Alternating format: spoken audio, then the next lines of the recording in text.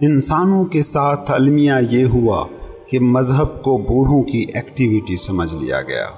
اس کی وجہ اتنی ہے کہ مذہب کو سمجھا ہی غلط گیا ہے۔ مذہب سکھ ہے، ابدی سکھ، ہر دم سکون۔ اب سکون کون نہیں چاہتا؟ کیا سکون صرف بوڑھوں کی تلاش ہے؟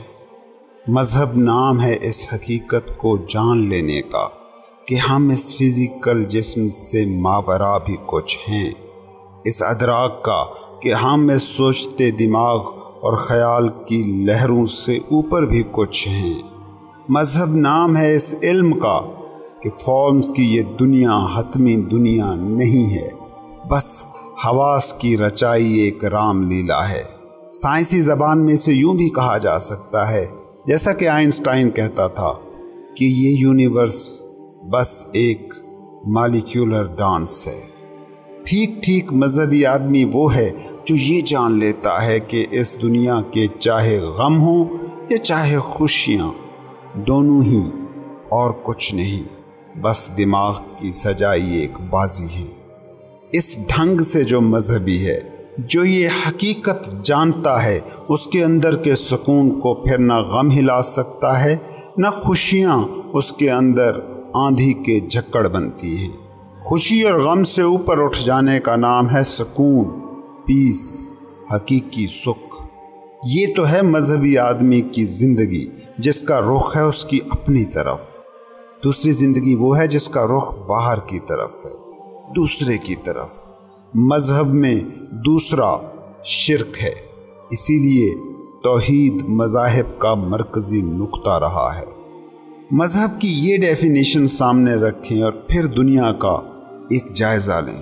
اس وقت دنیا کی ایک کثیر آبادی ہے جو خود کو کسی نہ کسی مذہب کا ماننے والا کہتی ہے۔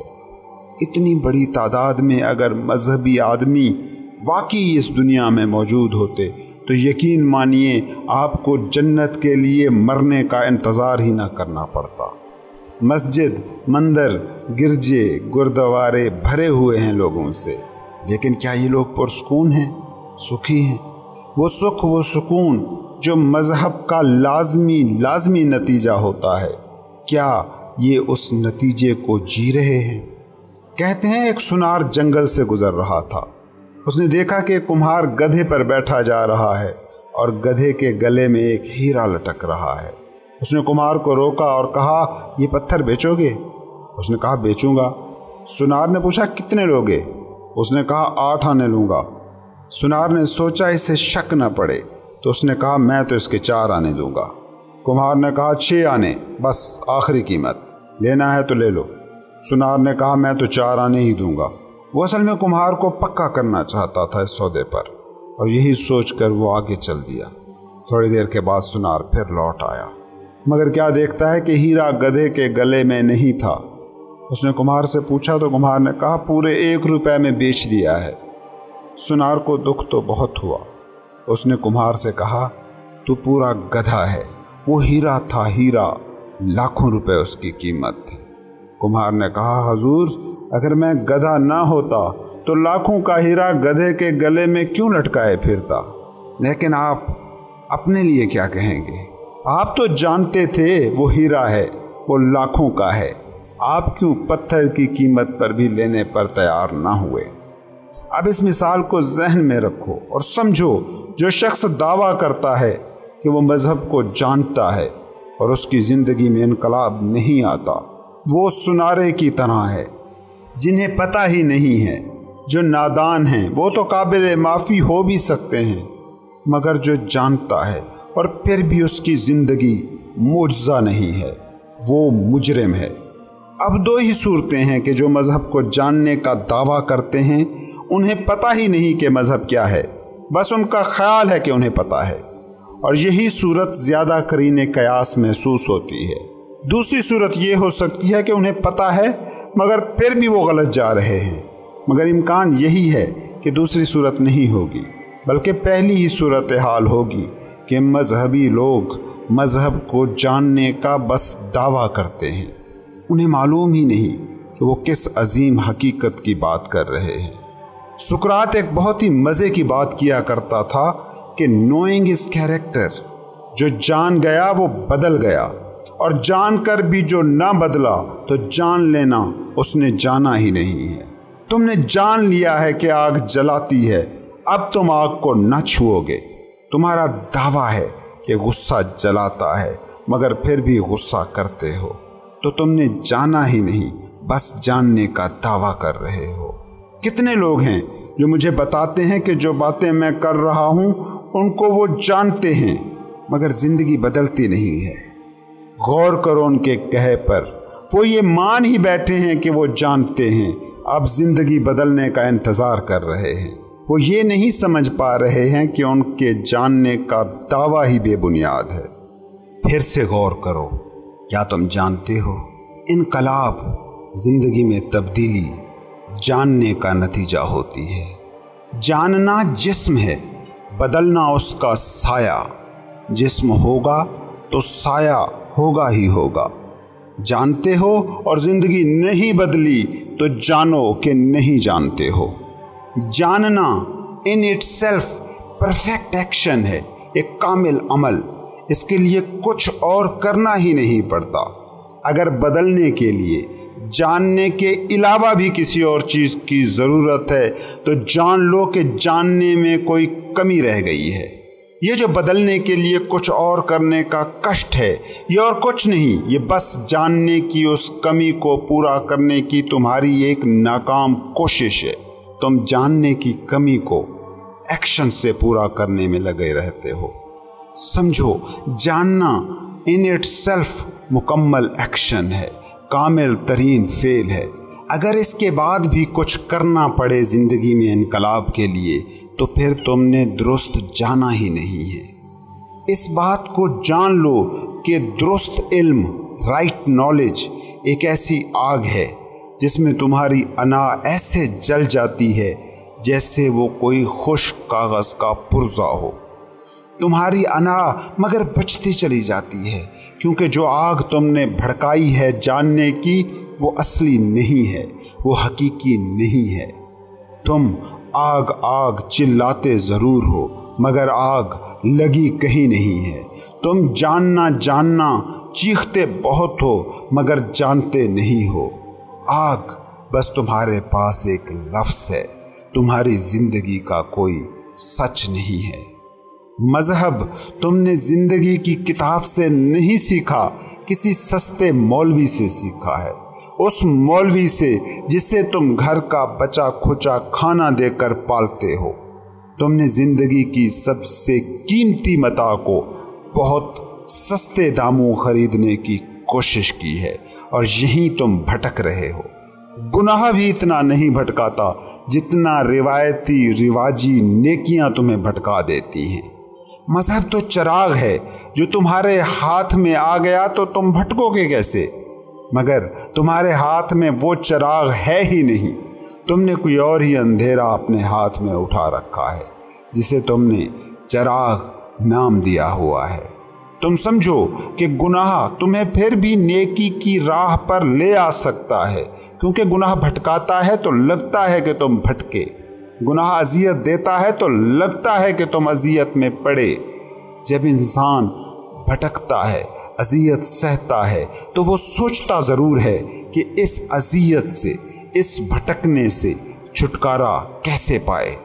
لیکن جس نے گناہ کو ہی نیکی مان کر پکڑ رکھا ہو، اس کے دل میں تو یہ بھی خیال کبھی نہیں آتا، بلکہ اس سے الٹا ہوتا ہے کہ انا کو غذا مل جاتی ہے کہ میرے پاس چراغ ہے، اندھا چراغ ہے، انجلی موم بتی ہے، کوئی راہ اس سے تمہیں نہ ملے گی، تم بس بنا جانے جاننے کا مزہ لے سکتے ہو۔ جاننا جو چراغ بنتا ہے وہ چراغ ہاتھ نہیں آتا۔ فقیر کہتا ہے جو خود کو جان لے وہی ہے جاننے والا۔ من عرف نفسہ فقد عرف ربہ۔ دوسرے کو جاننے والا جاننے کا نقاب پہن سکتا ہے، جاننے والا نہیں ہو سکتا۔ یاد رکھو، کبھی جاننے کی تڑپ جاگے تو سفر خود سے شروع کرنا۔ علم کی شاہراہ خود کے موڑ سے شروع ہوتی ہے، اور کسی بھی راہ سے علم کا سفر طے کرو گے تو گمراہ ہو جاؤ گے۔ زندگی کے سمندر میں جو ڈوبتا ہے وہ آج نہیں تو کل کنارہ ضرور پا لیتا ہے۔ ادھار کے علم سے جنہوں نے جاننے کا سراب پیدا کیا ہے وہ کبھی کنارے تک نہ پہنچے ہیں نہ پہنچ سکیں گے۔ دوسرے کے ادھار علم کی بنیاد پر جاننے کا دعویٰ کرنے والے اس زمین پر کروڑوں اربوں ہیں۔ کتنے لوگ مذہبی ہونے کا دعویٰ کرتے ہیں؟ کیا وہ سارے جانتے ہیں؟ نہیں، جاننے کا ڈھونگ کرنے والے ہیں یہ۔ کبھی غور سے دیکھنا ان لوگوں کو، ان لوگوں کا جاننا تو خود ان کے کام کبھی نہیں آیا، کسی اور کے کام کیا آئے گا؟ جو جاننا اپنے ہی کام نہ آ سکے اس جاننے کو جاننا کہنا بھلا کیسے ہو سکتا ہے؟ فقیر بھی مذہبی ہوتا ہے، صوفی بھی مذہبی ہوتا ہے، لیکن وہ مذہب کو زندگی سے سیکھتا ہے۔ وہ جانتا ہے کہ خدا ہے اور یہ جاننا اس کا ماننا نہیں ہوتا۔ وہ جانتا ہے کہ خود اس لیے موجود ہے کیونکہ خدا موجود ہے۔ وہ جانتا ہے کہ قطرہ اس لیے موجود ہے کہ سمندر موجود ہے۔ وہ جانتا ہے کہ کرن اس لیے موجود ہے کہ سورج موجود ہے۔ اس کا جاننا خود میں ڈوب کر تخلیق ہوتا ہے۔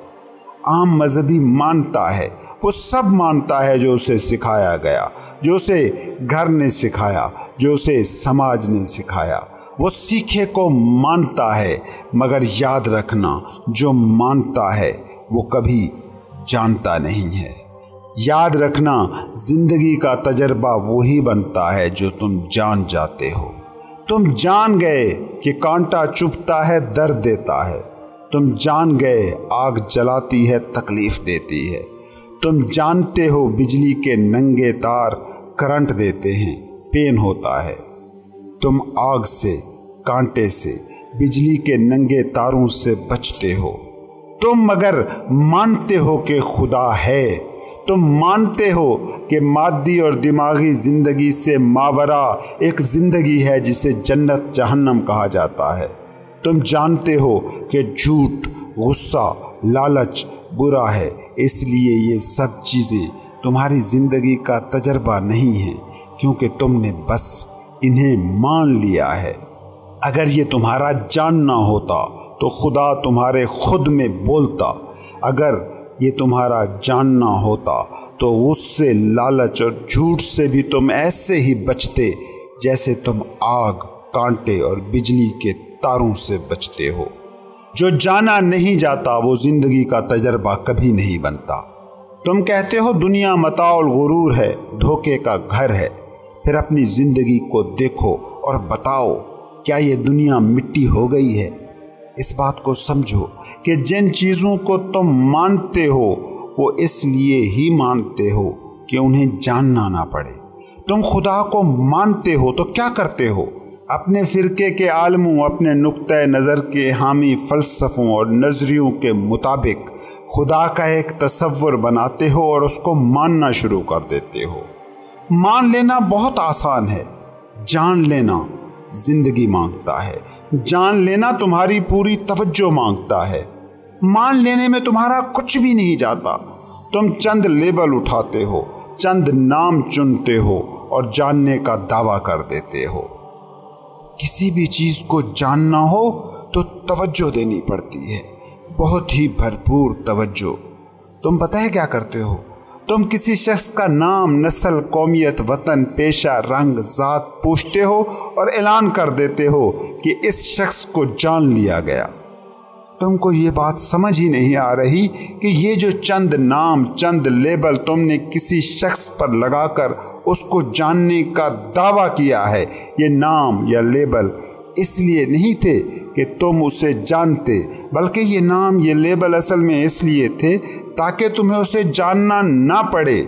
کسی شخص کا نام تمہیں معلوم نہ ہو، نسل، فرقہ، مذہب، قومیت معلوم نہ ہو، تو پھر تمہیں جاننے کے لیے محنت کرنا پڑے گی، کشٹ سہنا پڑے گا، اس کے ساتھ رہنا پڑے گا، ڈیل کرنا پڑے گا، اس کے ساتھ باتیں کرنا پڑیں گی، اس کے ساتھ اپنی زندگی کا پورا تجربہ شیئر کرنا پڑے گا، اور پھر کہیں جا کر تم اس شخص کے بارے میں تھوڑا بہت جان پاؤ گے۔ جو چیزیں تم نے مان رکھی ہیں، کبھی غور کرنا ان چیزوں پر۔ کیا تم انہیں جانتے بھی ہو؟ زندگی کو مانتے ہو؟ کیا جانتے بھی ہو؟ اپنے مذہب کو مانتے ہو؟ کیا جانتے بھی ہو؟ خدا کو مانتے ہو؟ کیا جانتے بھی ہو؟ جاننا بہت تکلیف دہ پروسیس ہے، ماننا بس چند لیبلز، چند ناموں کی جگالی ہے اور کچھ نہیں۔ ابراہیم بن ادھم بادشاہ تھا، جاننے کی دھن سوار ہوئی تو جنگلوں غاروں میں نکل گیا۔ اگر ماننا پیش نظر ہوتا تو ساری ریاست کے علماء سر کے بل محل میں حاضری لگانے پر تیار تھے۔ سدھارتھ بدھا ریاست کی شاہی چھوڑ کر جنگل جاننے نکل گیا۔ مہاویر نے اپنی حکومت چھوڑ دی۔ اگر جان لینا اتنا ہی آسان ہوتا جتنا تم نے سمجھ رکھا ہے تو یہ لوگ دیوانے نہیں تھے۔ صوفی زندگی کی ندی میں اترتا ہے اور تب تیرنا سیکھتا ہے۔ تم لوگوں نے یہ سمجھ لیا ہے کہ پہلے تم تیرنا سیکھو گے اور پھر ندی میں اترو گے۔ کبھی نہ اتر سکو گے، کیونکہ تیرنا تو وہی سیکھے گا جو ندی میں اترنے کا حوصلہ رکھتا ہو۔ زندگی کی ندی میں اترے بنا کبھی زندگی کو نہیں جانا جا سکتا، نہ زندگی کے سب سے بڑے سچ جانے جا سکتے ہیں۔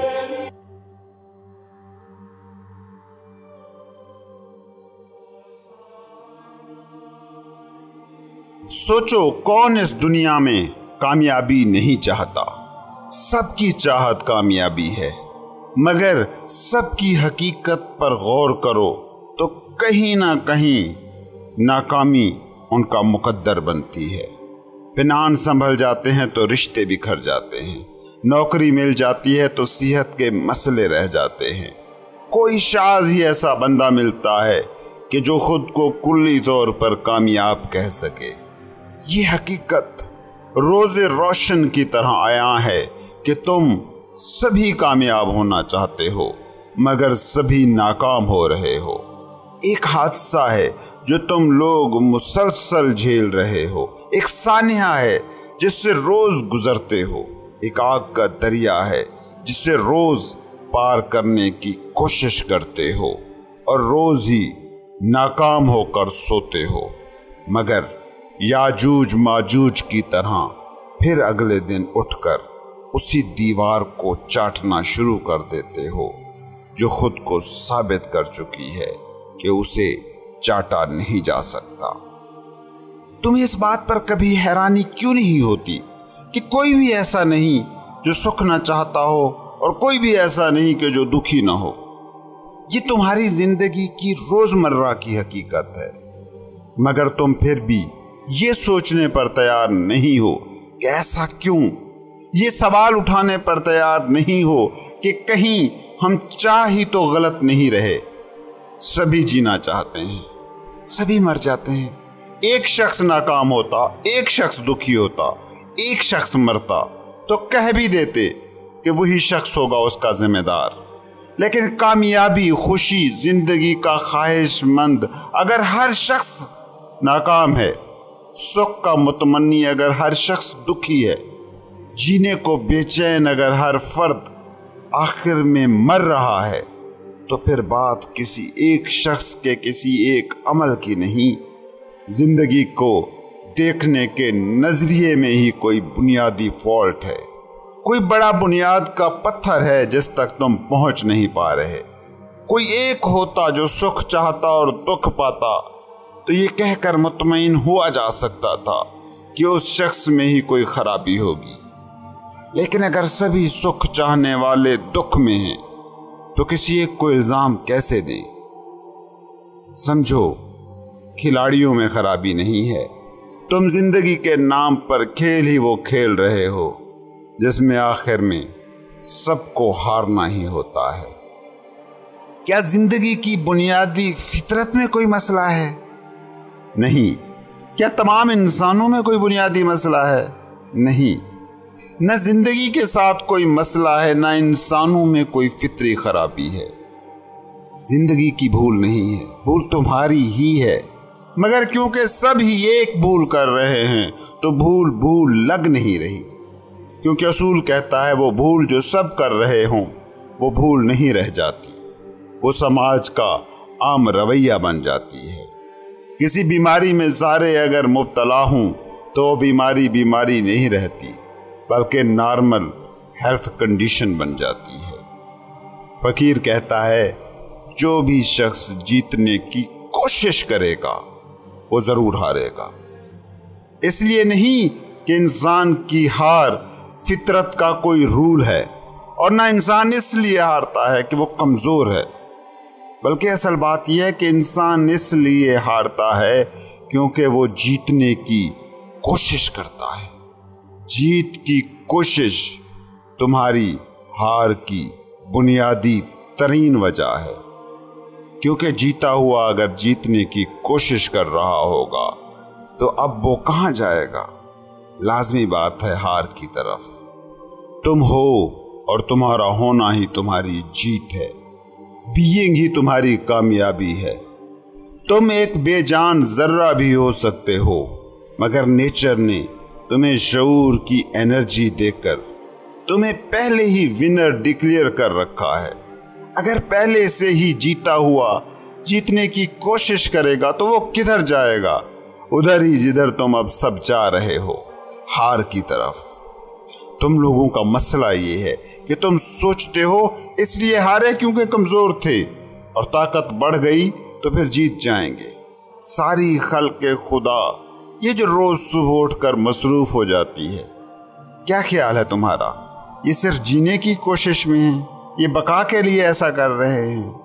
نہیں، یہ سارے زیادہ دولت، زیادہ شہرت، زیادہ بڑا عہدہ، زیادہ ترقی، یعنی آل ان ون، زیادہ طاقت کی جستجو میں کام میں جٹے ہیں، کیونکہ انہوں نے سوچ لیا ہے کہ زیادہ طاقت ان کی کمزوری کو، ان کی شکست کو، ان کی ہار کو ختم کر دے گی، اور یہ کمزور نہیں رہیں گے تو ہاریں گے نہیں۔ مگر تمہارا کیا خیال ہے؟ تم اس لیے ہارے تھے کیونکہ تم کمزور تھے؟ یہی خیال تو اس یقین کو پیدا کرتا ہے کہ طاقت بڑھاؤ، زیادہ پیسہ، زیادہ جسمانی طاقت، زیادہ شہرت، لیکن عملاً تم دیکھ سکتے ہو جتنی بھی طاقت ہاتھ آ جائے آخر میں مقدر ہار ہی ہوتی ہے۔ تاریخ انسانی کو اٹھا کر تو دیکھو، کوئی انسان ہی جیتا اور زندہ مرتا نظر آتا ہے، ورنہ سکندر ہو یا نیپولین، سب شکست خوردہ مرتے ہیں۔ کمزور ہوں کہ طاقتور، سب مرتے ہوئے کہہ رہے ہوتے ہیں ہائے ہار گئے۔ تم نے زندگی کو جنگ مانا تھا تو ہارتے ہوئے ہی مرنا تھا۔ اس سے ایک بات طے ہو گئی، طاقت بڑھ جانے سے جیت کا کوئی تعلق نہیں۔ فقیر کہتا ہے کہ ہار کی وجہ خود جیتنے کی خواہش میں چھپی ہے، طاقت کی کمی میں نہیں۔ کامیابی کی خواہش کو چھوڑ دو، تم کامیاب ہو ہی۔ خواہش میں بیج ہے تمہاری ہار کے، تمہاری ناکامی کے۔ جو جیتنا چاہتا ہے اس کے مائنڈ سیٹ کو پہلے سمجھو۔ اس نے چند باتیں پہلے سے مان لی ہیں۔ نمبر 1، اس وقت میں ہارا ہوا ہوں، جو میں ہوں اس سے کچھ اور ہوں گا تو میں جیتوں گا۔ دوسری بات جو وہ مان کر چل رہا ہے وہ یہ ہے کہ زندگی ایک ایسی جدوجہد کا نام ہے جس میں ہارا بھی جا سکتا ہے۔ وہ زندگی کے ہونے کا انکاری ہے بلکہ کچھ کر کے زندگی کو بہتر بنانے کا بلیور ہے۔ تیسری بات اس نے یہ بھی مان لی ہے کہ جیت بڑی مشکل سے ملتی ہے، بہت محنت سے زندگی کی بازی کو جیتا جا سکتا ہے۔ چوتھی چیز اس نے یہ مان لی ہے کہ اس کی کامیابی دوسروں پر منحصر ہے۔ جو کامیابی اب دوسروں پر منحصر ہوگی وہ تمہیں کیسے ملے گی؟ فرض کرو کوئی انسان ہے جو دنیا کا امیر ترین آدمی بننے کو کامیابی سمجھتا ہے، کوئی شخص ہے جو دنیا کا سب سے بڑا ڈاکٹر ہونا چاہتا ہے، کوئی دنیا کا سب سے بڑا عالم بننا چاہتا ہے، تب وہ سمجھے گا خود کو کامیاب۔ ان سب لوگوں کو غور سے دیکھو، دنیا کا سب سے امیر آدمی بننے کے لیے آخر کسی کو کتنی دولت درکار ہے؟ جو دنیا کا سب سے امیر آدمی بن چکا ہے، کیا وہ رک گیا ہے؟ جو دنیا کا سب سے بڑا عالم ہے، کیا اسے یقین ہو گیا ہے کہ اب وہ کامیاب ہے؟ اس ریس کی نوعیت کو سمجھو۔ فرض کرو اس وقت دنیا کا امیر ترین آدمی بل گیٹس ہے، آپ بھی دنیا کا امیر ترین آدمی بننے نکلے ہیں، بل گیٹس بھی اسی ریس میں دوڑ رہا ہے۔ تو جب تک تمہارے پاس بل گیٹس جتنی دولت جمع ہوگی، کیا بل گیٹس وہیں رکا رہے گا؟ جی نہیں۔ پھر آخر کب تک دوڑو گے؟ کیا اس دوڑ میں ناکامی ہی آخری منزل ہوگی کہ نہیں؟ اصل میں تم نے کامیابی کو مقابلے سے جوڑ رکھا ہے، اور مقابلہ ایک ایسی ریٹ ریس ہے، ایک ایسی اندھی دوڑ جس میں جیتنے والے بھی ہار جاتے ہیں اور ہارنے والے تو خیر ہار ہی جاتے ہیں۔ مقابلہ اصل میں نفسیاتی حالت ہے، اور نفسیاتی حالت کی تشفی، نفسیاتی تبدیلی تو کر سکتی ہے کوئی باہری چیزیں نہیں۔ فرض کرو ایک بھکاریوں کی بستی ہے، سارے بھکاری ہیں، مانگ تانگ کر شام کی روٹی پوری کرتے ہیں اور سو جاتے ہیں، یہ سالوں سے ان کا طرز زندگی ہے۔ اب ان میں سے چند بھکاری شہر جا کر بھیک مانگنے لگے، کچھ عرصے میں ان کے پاس 2 وقت کی روٹی سے زیادہ مال جمع ہو گیا، وہ واپس اسی بستی میں آئے، انہوں نے کٹیا کی بجائے مکان بنا کر رہنا شروع کر دیا۔ تم بتاؤ کہ باقی بستی بھی اب کیا وہی رویہ رکھے گی زندگی کی طرف جو ان لوگوں کے واپس بستی میں آنے سے پہلے تھا؟ نہیں، اب سب کے لیے ہی اپنا مکان منزل ٹھہرے گا۔ کیا ہوا؟ کل تک جو ناگزیر ضرورت نہیں تھی، آج وہ پوری بستی کی ناگزیر ضرورت کیسے ہو گئی؟ مقابلہ، کامیابی کا دوسروں پر انحصار، اسی مثال کو سب پر لاگو کرتے جاؤ، لوگوں سے ملکوں تک۔ کیا یہ تم لوگوں کی دوڑ نہیں ہے؟ جب وہ بستی 2 وقت کی روٹی کو منزل سمجھتی تھی تو کامیابی آسان تھی، مگر اب وہ سمجھنے لگے ہیں کہ کامیابی کٹھن ہے۔ کل تک کسی بستی والے کے دماغ میں یہ سوال نہیں تھا کہ ہارا بھی جا سکتا ہے، اب سب ہی سوچ رہے ہیں کہ جیتے جی اپنا مکان بنا پائیں گے کہ نہیں۔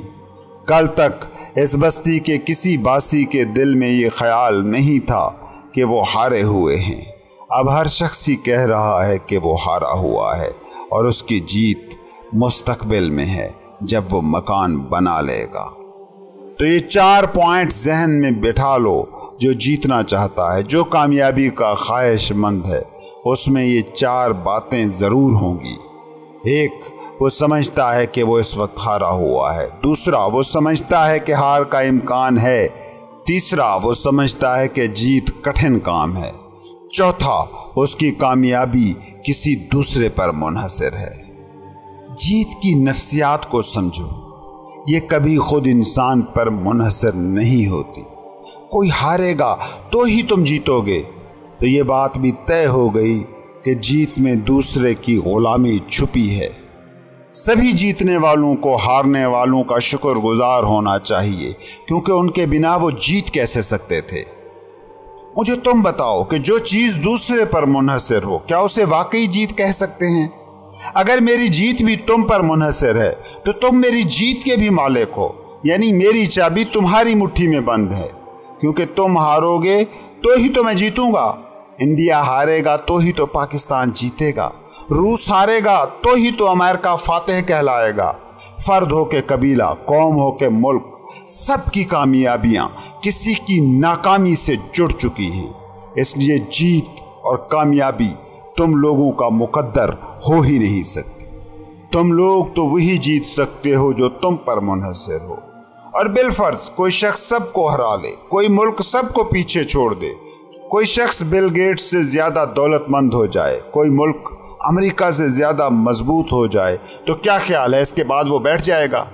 یہ سوال ہی پیدا نہیں ہوتا۔ کوئی شخص یا ملک پوری دنیا کو بھی ہرا دے گا تو دوسرے سیاروں کو ہرانے کے پیچھے پڑ جائے گا، کیونکہ جیت اور کامیابی خود منحصر نہیں ہے، وہ کائنات کو ہرانے کی کوشش کرے گا۔ اب یہ کائنات بہت بڑی ہے، کم سے کم کسی شخص یا ملک کے مقابلے میں تو بہت ہی بڑی ہے، انسان اور ملکوں سے کہیں زیادہ طاقتور۔ آپ جتنے بھی طاقتور ہو جائیں، کائنات سے زیادہ طاقتور تو نہیں ہو سکتے، کتنے بھی ہاتھ پیر مار لیں کائنات کی طاقت سے زیادہ طاقتور تو نہیں ہو سکتے، کیونکہ یہ کائنات اگر صحرا ہے تو تم سمیت پوری دنیا اس میں فقط ریت کا ایک ذرہ بھی نہیں۔ تم غور سے دیکھو، وہ شخص جو ہمسائے کو ہرانے کی کوشش میں مگن ہے، جس کی کامیابی بس اسی میں ہے کہ وہ ہمسائے سے زیادہ خوشحال ہو جائے، اگر وہ یہ کر لے تو کیا بیٹھ رہے گا؟ نہیں، محلے کو ہرائے گا، اور کائنات کو ہرانے تک اس کی یہ کوشش کا سفر جاری رہے گا۔ کسی ملک کی مثال لے لو، بھارت یا پاکستان ایک دوسرے کو ہرا دیں تو کیا بیٹھ رہیں گے؟ نہیں، بلکہ ایشیا کو، پھر دنیا کو، پھر سٹار وارز، پھر کائنات۔ مطلب کسی کو ہرانے کا ہر سفر اصل میں کائنات کو ہرانے کا سفر ہے، اور کائنات کو ہرانا اگر تمہاری منزل ہے تو تمہاری ہار یقینی ہے۔ اگلی بات، اگر تمہارے دل میں جیتنے کی خواہش ہے تو یہ بات بھی طے ہو گئی کہ تم اس وقت ہارے ہوئے ہو۔ اصل میں ہارا ہوا ہونا ان اٹ سیلف ایک نفسیاتی مرض ہے۔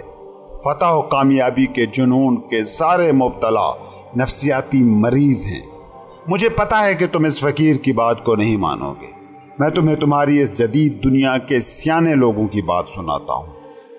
بڑے ماہرین نفسیات ہیں جو کہتے ہیں جیتنے کو بیتاب لوگوں کی اکثریت احساس کمتری کا شکار ہوتی ہے۔ وہ اپنی جیت اور کامیابی سے اسی احساس کمتری کو احساس برتری میں ڈھالنے کی کوشش کر رہے ہوتے ہیں، اور احساس برتری بھی خود اپنی ذات میں احساس کمتری ہی کی ایک شکل ہے۔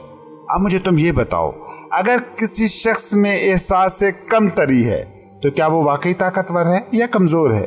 کمزور کی سب سے بڑی نشانی احساس کمتری ہی ہوتی ہے۔ تو جو جیتنے کو بے چین ہے، جو دولت، طاقت اور شہرت کے پیچھے دیوانہ ہے، اس میں کمزوری کی کوکھ سے پھوٹتا احساس کمتری ضرور ہوگا۔ احساس کمتری کا مطلب ہے وہ کمزور ہے، اور کمزور آدمی طاقت ڈھونڈے گا ہی، غریب آدمی دولت ڈھونڈے گا ہی، ویسے ہی جیسے بیمار آدمی دوا ڈھونڈتا ہے۔ نفسیات میں سگمنڈ فرائڈ کے بعد سب سے معروف شخصیت ہیں الفریڈ ایڈلر۔ ایڈلر نے احساس کمتری اور دنیا کے طاقتور اور دولت مند لوگوں کی نفسیات کے حوالے سے بڑا اہم کام کیا ہے۔ ایڈلر کہتا ہے کہ جن لوگوں کی زندگی میں کسی قسم کی کمی، کمزوری، ناکامی کا احساس زیادہ ہوتا ہے، وہ اس احساس سے نجات کی کوئی دوسری راہ کھوج نکالتے ہیں۔ ایڈلر نے دنیا کے بڑے بڑے کامیاب لوگ جنہیں ہم کامیاب کہتے اور سمجھتے ہیں، ان میں وہ کمی ڈھونڈنے کی کوشش کی ہے جس کمی کی وجہ سے وہ جیتنے کی دوڑ میں دوڑے۔ یہ انسانی نفسیات کی مجبوری ہے۔ دیکھتے نہیں ہو کہ اندھے کی سننے یا سونگھنے کی حس کتنی تیز ہو جاتی ہے؟ وہ ایسا کرے گا ہی کیونکہ اس نے آنکھ کا کام بھی کان یا ناک ہی سے لینا ہے۔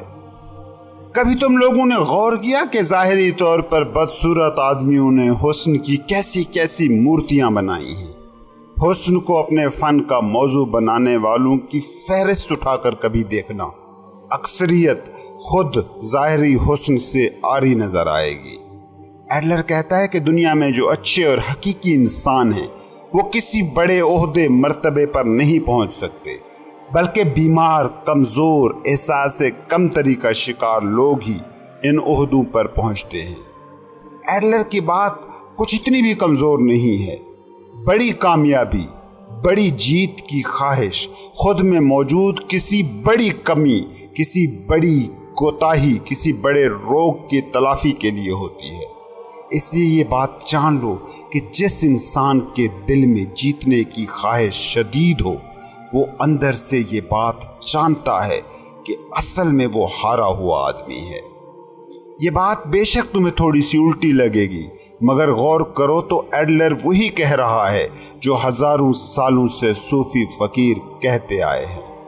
اگر جیتنا چاہتے ہو تو جیتنے کی کوشش یا خواہش مت کرنا، کیونکہ جیت کی کوشش اور خواہش ہار کی شروعات ہے۔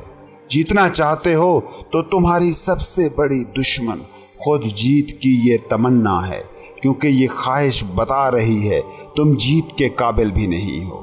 تمہاری روح میں کوئی کھائی ہے، کوئی گھاؤ ہے جو نہیں بھر سکتا۔ تم اپنے ہونے کے لیے किसी चीज के मोहताज हो, तुम अपने आप में कामिल नहीं हो। इसको एक और एंगल से देखने की कोशिश करो।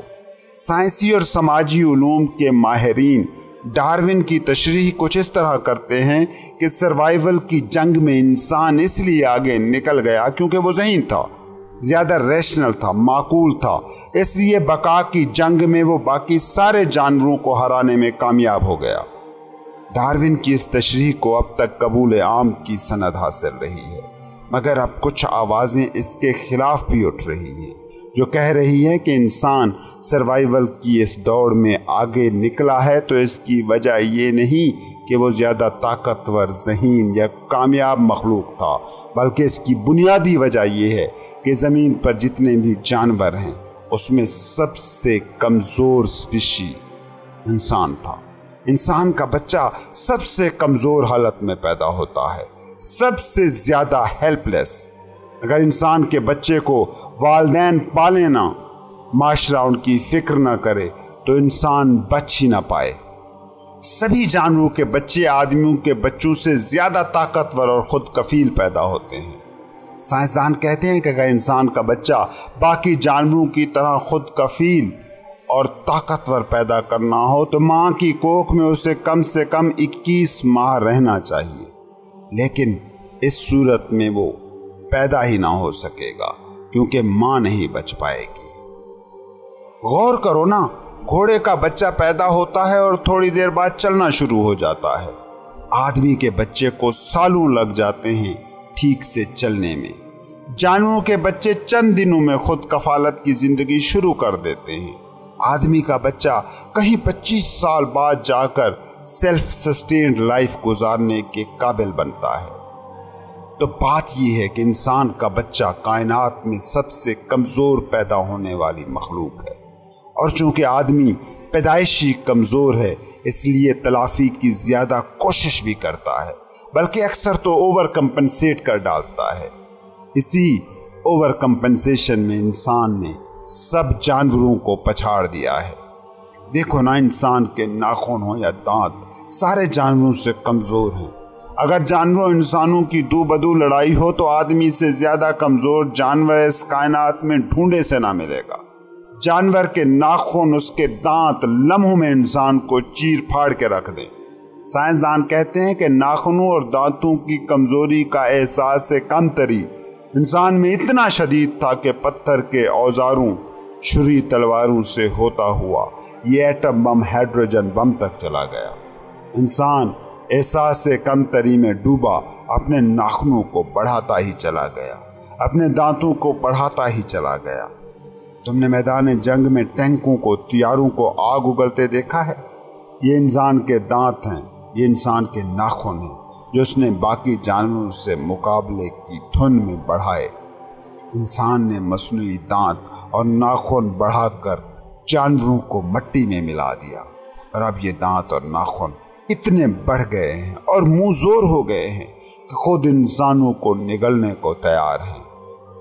डार्विन की इस दूसरी तशरीह के मुफस्सिरीन कहते हैं कि जिसे हम इंसान की कामयाबी कहते हैं वो असल में इसके एहसास से कमतरी का फल है। एडलर और डार्विन की ये तशरीहात दुरुस्त हैं या गलत, मुझे इस बहस से कोई लेना देना नहीं, ना ये मेरा मौजू है। मगर एक बात कन्फर्म है कि इंसान में ऊपर उठने की ख्वाहिश इस बात की गवाह है कि वो अब नीचे गिरा हुआ है, क्योंकि जो नीचे गिरा हुआ ही ना हो उसमें ऊपर उठने की ख्वाहिश काहे को पैदा होगी। जो खुद में कामिल हो वो किसी तकमील की ख्वाहिश में दीवाना होकर क्यों घूमे। जिसको खुद पर भरोसा हो वो भरोसा पाने के लिए दूसरों को हराने की स्कीमें क्यों बनाए। तुम लोग कहीं भी हो, कुछ भी कर रहे हो, इसी चक्कर में हो कि बता सको कि तुम हो, मगर गौर करो तो जान लोगे कि जो कुछ होने की धुन में है वो अंदर से ये जान रहा है कि वो इस वक्त कुछ नहीं है। ये कुछ ना होने का जो यकीन है यही इंसानों का सबसे बड़ा दर्द है। कायनात में अपने होने का यकीन सबूत तक पहुंचाने के लिए इंसान ये सारी काविश कर रहा है, मगर यकीन मानो इंसान कुछ भी कर ले, कुछ ना होने का जो अंदर का बशरी बोझ है वो दब सकता है, फना नहीं हो सकता। और कितना भी इंसान ताकतवर हो जाए, उसके अंदर ये डर कायम रहेगा कि कोई और ताकतवर होगा जो उसे तबाह कर देगा। गरीब मुल्कों के बासी आंधी तूफान गुर्बत से डर रहे हैं। अमीर मुल्कों के लोग किसी दूसरे सैयारे से आने वाले एलियंस के हमलों से सहमे हुए हैं। आजकल के हालात को देखो जरा, एक मामूली सा कोरोना वायरस कैसे इंसान के सुप्रीम होने का मुंह चिढ़ा रहा है। सभी सहमे हुए हैं क्योंकि एक डर है जो इंसान में बैठ गया है। यही डर है जो तुम्हें जीत और कामयाबी के लिए पागल बना रहा है। देखो जरा अपने समाज को, अपने इर्द गिर्द को। डर में लिथड़ी मखलूक गलियों सड़कों पर चलती नजर आएगी तुम्हें। कच्चे घर पक्के कर लिए तो तूफानों का डर, पक्के घर कंक्रीट के हो गए तो जल्जलों का डर। ये डर नहीं जाएगा। मुल्क अमेरिका भी हो जाए, दुनिया को मुकम्मल तौर पर तबाह कर देने जितना असला भी जमा करके बैठा हो तो भी असले की दौड़ से रुक नहीं सकता। उसे अपनी ताकत बढ़ाते ही रहना होगी। एहसास से कम तरीक की नफ्सियाती हालत में बाहर से कुछ भी ऐड हो जाए, कुछ भी तशफ़ी नहीं हो सकती। इंडिया पाकिस्तान के पास बंदूकें तक पूरी नहीं थी तो भी बैरूनी खतरा था। अब एटम बम है तो भी बैरूनी खतरा है। बात तुम्हें समझ क्यों नहीं आ रही? ये एक विशियस सर्कल है। इस सर्कल में रहते हुए तुम्हें बात समझ नहीं आएगी। हाँ, ये बात समझ आ सकती है अगर जीत और हार से पहले उसे जान लो कि जो जीतता है, जो हारता है। अगर उसे जान लो तो फिर जीत हार की फिक्र नहीं होगी, बल्कि खुद अपनी फिक्र करो।